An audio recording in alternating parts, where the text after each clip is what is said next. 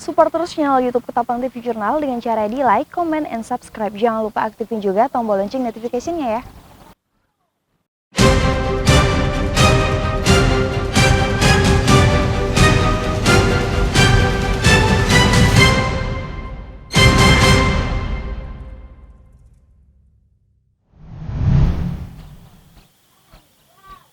Saudara, berjumpa kembali bersama saya di Tauktari Mauludia di dalam program acara Ketapang TV Jurnal, edisi Selasa 10 Agustus 2021. Berbagai informasi menarik seputar Kabupaten Ketapang dan sekitarnya akan kami suguhkan untuk Anda. Inilah dia Ketapang TV Jurnal selengkapnya. Memperingati hari ulang tahun ke-76 kemerdekaan Republik Indonesia, pemerintah daerah Kabupaten Ketapang akan melaksanakan upacara pengibaran bendera pada 17 Agustus mendatang. Upacara pengibaran bendera ini akan dihadiri 91 kepala desa terpilih pada Pilkades Juli lalu, dan pelaksanaan dilakukan dengan protokol kesehatan yang ketat. Berdasarkan surat edaran Kementerian Dalam Negeri Republik Indonesia, bahwasannya pelaksanaan upacara peringatan HUT ke-76 Kemerdekaan Republik Indonesia tahun 2021 di tingkat daerah dilaksanakan sesuai dengan kondisi pandemi COVID-19 dengan mengutamakan penerapan protokol kesehatan. Di Kabupaten Ketapang, pelaksanaan upacara pengibaran bendera akan dilaksanakan, mengingat Kabupaten Ketapang saat ini sudah memasuki zona oranye.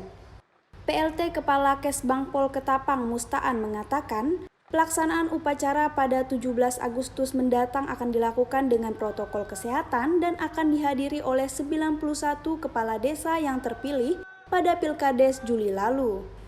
Tidak hanya upacara bendera, pemerintah daerah juga akan melaksanakan beberapa rangkaian kegiatan, seperti renungan suci di makam pahlawan dan upacara penyerahan remisi kepada warga binaan Lapas Ketapang. Kalau di Ketapang kita laksanakan berdasarkan instruksi Presiden dengan surat edarannya nomor B564/MS itu, bahkan sudah ada jadwalnya kita laksanakan. Namun kita laksanakan dengan secara ketat. Secara ketat artinya kita memakai standar protokol kesehatan dan pesertanya dibatasi. Nah, rangkaian kegiatan untuk memperingati HUT kemerdekaan RI itu, Mbak, kita laksanakan ada beberapa item. Pertama, tanggal 16 bulan 8 2021 itu setiap instansi pemerintah ataupun swasta itu diwajibkan untuk mendengarkan pidato kenegaraan Presiden RI dari rumah ataupun dari kantor masing-masing.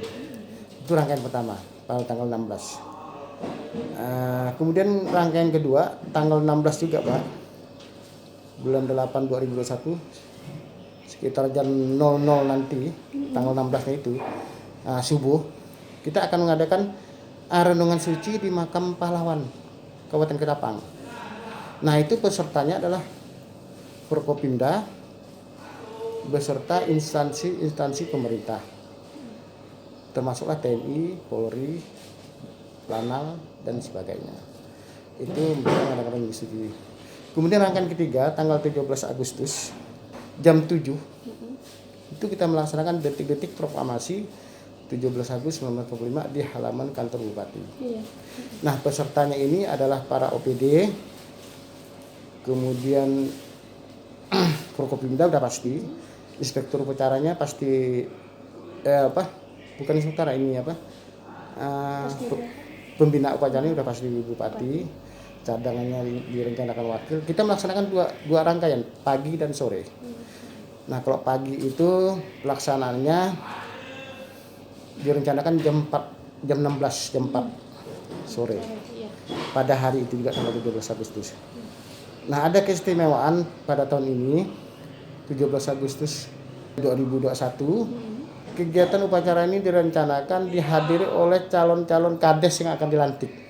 Sebanyak 91 peserta kades, calon kades yang pada pemilihan pada tanggal 15 Juli kemarin kan.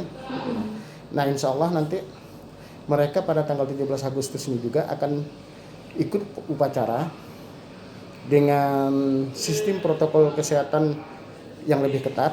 Artinya mereka menjaga jarak dan sebagainya nanti kita atur di lapangan sehingga tidak dianggap melanggar aturan protokol kesehatan.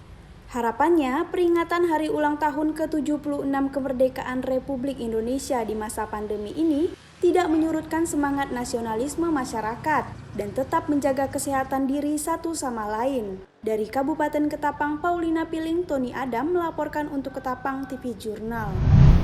Sebanyak 5 orang tersangka kasus pembunuhan berencana ditangkap oleh jajaran Satreskrim Polres Kuburaya.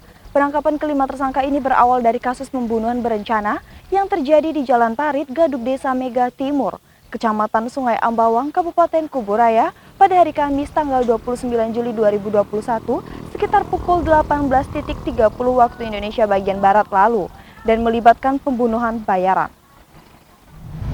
Begini detik-detik video penangkapan para tersangka kasus pembunuhan berencana yang dilakukan oleh jajaran Satreskrim Polres Kuburaya di rumah para tersangka. Tersangka diamankan polisi karena terlibat kasus pembunuhan berencana yang terjadi di Jalan Parit Gadug Desa Mega Timur, Kecamatan Sungai Ambawang, Kabupaten Kuburaya pada hari Kamis tanggal 29 Juli 2021 sekitar pukul 18.30 waktu Indonesia bagian Barat.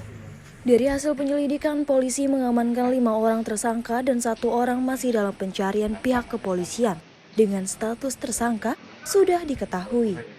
Kapolres Kuburaya AKBP Jarlot H.Y. Komontoy mengatakan bahwa kasus pembunuhan ini berawal dari perselingkuhan yang dilakukan oleh inisial A atau istri tersangka dengan korban dengan inisial H yang diketahui oleh suami A sendiri yaitu MI.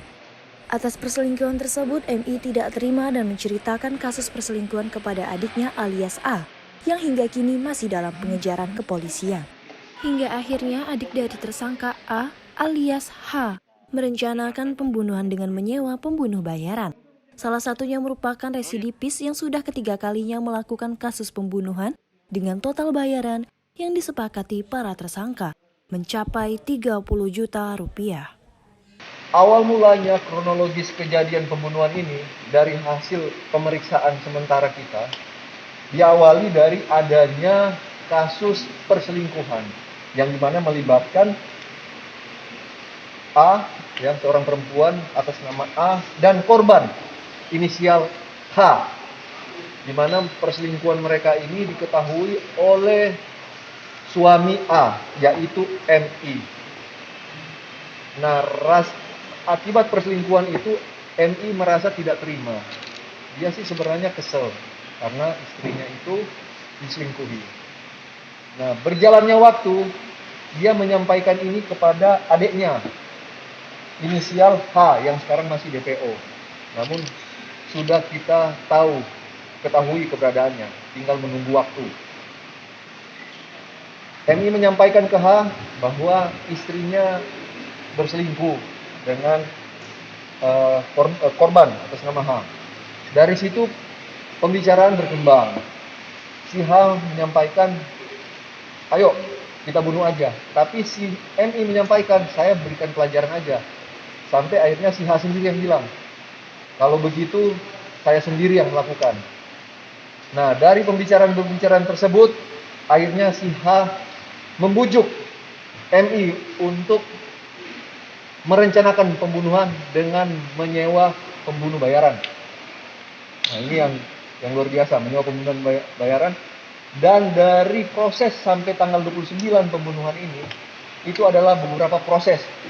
Mulai mereka rapatkan, mereka tentukan lokasi, mereka sebarkan foto, sampai pada hari H. Proses untuk merekrut pembunuh bayaran ini, yaitu atas nama MU dengan A, yang dimana MU ini ternyata residivis dengan kasus yang sama. Sudah 3 kali Pak Kasat? Ya. Nah, sudah 3 kali mereka melakukan dan dia sudah residivis. Nah, dari situ ada negosiasi. Sempat ada terucap angka 10 juta. Ternyata akhirnya putus-putusnya di angka 30 juta. Dan mereka sepakati bersama. Ini nanti kita kasihkan kronologisnya. Jangan takut, nanti rekan-rekan biar sama penulisannya. Dari tanggal 25 yang melibatkan seluruh para tersangka tadi, mereka itu rapat. Tanggal 27 mereka menyiapkan dana, mengatur dana. Tanggal 28 adalah rencana terakhir. nggak tahu dia istri abang selingkuh sama si korban itu gimana ceritanya? Saya cuma tahunya dari WhatsApp. Apa nih? Omongan tuh. Omongan. Tapi abang pernah lihat WA? Nggak pernah. Terus kalau hanya dengar omong orang, Pak, abang percaya apa istri abang selingkuh? Saya tanya lah dengan dia. Ah, abang tanya gimana bang tanyanya? Mengaku cuma tahu itu. Berapa lama perselingkuhan sudah terjadi? Saya tidak tahu. Oke, terus mengapa abang nekat merencanakan pembunuhan terhadap korban? Saya tidak merencanakan membunuh, cuma saya berupa itu jelas saja. Terus? Dan saya Terus adik abang bagaimana memancing emosi abang agar melakukan pembunuhan terhadap korban? saya tidak tahu. Terhadap orang-orang yang melakukan pembunuhan ini abang kenal semua? Saya kenal cuma satu orang. Ini. Saya kenal. Uang yang 30 juta itu dapat dari mana? Atau uang sendiri atau minjam? Saya tidak tahu tentang masalah uang yang 30 juta. Itu uang siapa? Tidak tahu saya. Uang adik abang atau uang abang? Itu nasib saya lah. Kalau saya tidak ada keluar uang 30 juta. Pada saat eksekusi terjadi, posisi abang di mana kemarin? Di rumah. Di rumah. Rumah abang dengan TKP dekat? Jauh. Jadi mana? Dah. Dekat dah. Sementara barang bukti yang diamankan dari kelima tersangka diantaranya 1 buah celurit, 1 unit sepeda motor Supra warna abu-abu, 1 unit motor Aerox, pakaian korban, dan pakaian yang digunakan para tersangka. Atas pembunuhan ini, para tersangka dikenakan pasal 340 subsidiar 338 KUHP atas pembunuhan berencana. Dari Kabupaten Kuburaya, Dita Oktar Mauludea, M. Amarudin mewartakan untuk Ketapang TV Jurnal. Demikianlah berita Ketapang TV Jurnal edisi hari ini. Saya Dita Oktar Mauludea beserta seluruh tim redaksi yang bertugas pada hari ini pamit undur diri. Terima kasih dan sampai jumpa.